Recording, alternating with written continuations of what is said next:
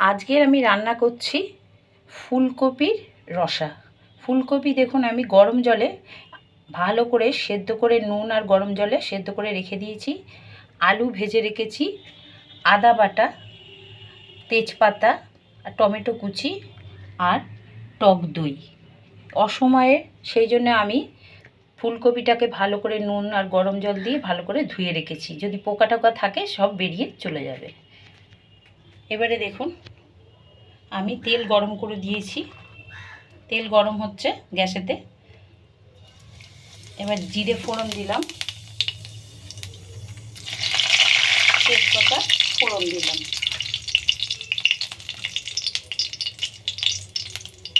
একটু লাল লাল ভাব হয়ে এসছে।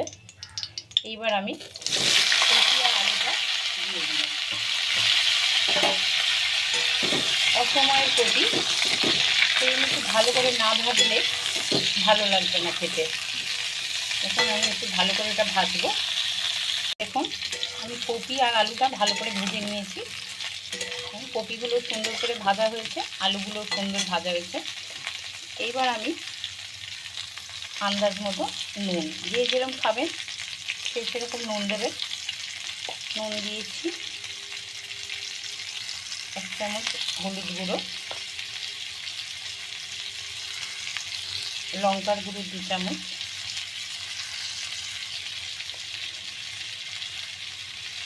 জিরের গুঁড়ো, ধনে জিরের গুঁড়ো দিলাম, টক দই,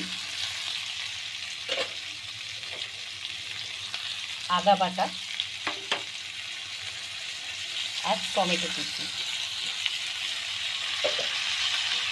দিয়ে এটাকে ভালো করে আপনার নাড়াতে হবে।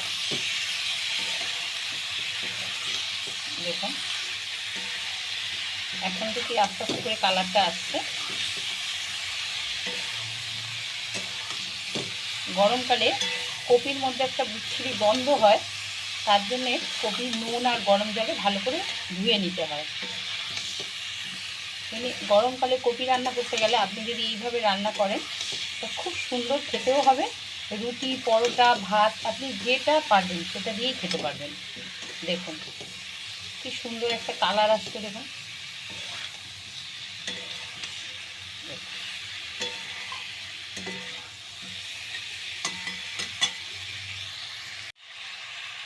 হ্যালো বন্ধুরা, দেখুন কপি আমার বেশ সুন্দর করে হয়ে এসছে। দেখুন খুব সুন্দর তেলও বেরিয়ে গেছে চারদিক থেকে, এই যে তেল বেরিয়ে গেছে। দেখুন আস্তে আস্তে করে তেল বেরোচ্ছে। মানে কপি কষাটা আমার খুব ভালো হয়েছে। কপি কষতে গেলে কিন্তু খুব সুন্দর করে কষতে হবে। আর যে যেরকম মিষ্টি খাবেন সে সেরকমভাবে দেবেন। একটু মিষ্টি হলে এটাতে খেতে ভালো হয়। কালারটাও কত সুন্দর এসছে।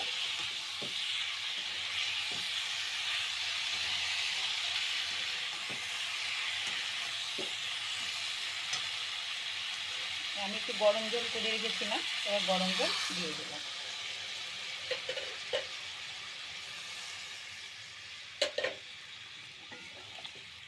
মিডিয়াম জল দেবেন, দিয়ে এটা ভালো করে আবার নেড়ে ছেড়ে ঢাকা দিয়ে দেবেন।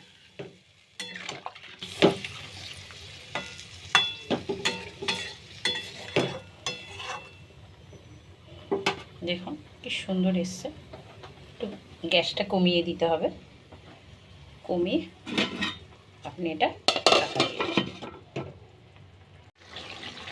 হ্যালো বন্ধুরা, দেখুন আমার কপি আর আলু হয়ে এসছে। দেখুন সেদ্ধও হয়ে গেছে। দেখুন সেদ্ধ হয়ে গেছে। এবার নামাবার আগে একটু ঘি দিতে হবে, একটু ঘি আর গরম মশলার গুঁড়ো দিয়ে এটাকে খুব ভালো করে নাড়াচাড়া করতে হবে।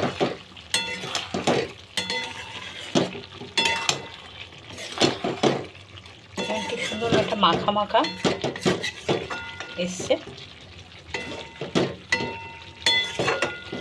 একটা মাখা মাখা একটা ভাব এসছে। দেখুন খুব সুন্দর একটা কালারও এসছে, একটা মাখা মাখা ভাব এসছে। হ্যালো বন্ধুরা, দেখুন আমার রান্না কমপ্লিট। কপি আলুর রসা। আপনারা শুধু কপি করেও করতে পারেন।